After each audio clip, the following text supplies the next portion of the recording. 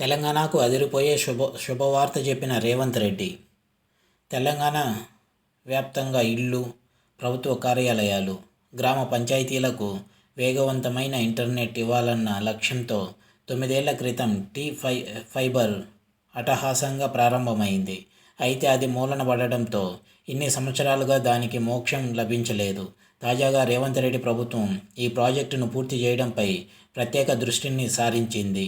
33 జిల్లాల్లోని 589 మండలాలు, 12,751 గ్రామ పంచాయతీలు, 12,128 రెవెన్యూ గ్రామాల పరిధిలో 83.58 లక్షల మందికి ఇంటర్నెట్ అందనుంది.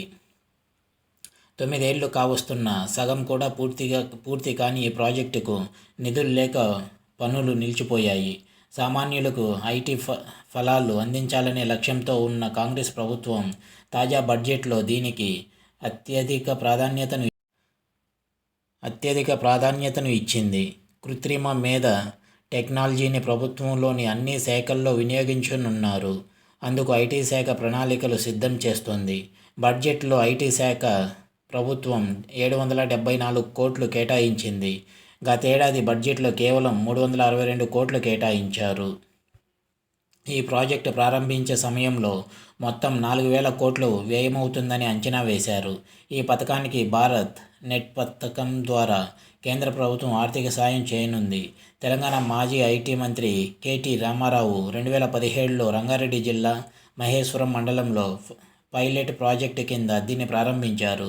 గ్రామీణ ప్రాంతాల్లోని ఎక్కువ మంది ప్రజలకు టెలిమెడిసిన్, విద్య అవకాశాలను అందిస్తారు. ఆరోగ్యం, విద్యను మెరుగుపరుస్తారు. ఫైబర్ ద్వారా గృహాలకు 4 to 100 Mbps, సంస్థలకు on demand 20 to 100 Mbps internet సరఫరా అవుతుంది. ఇది viewers, Telangana CM Revanth Reddy latest update.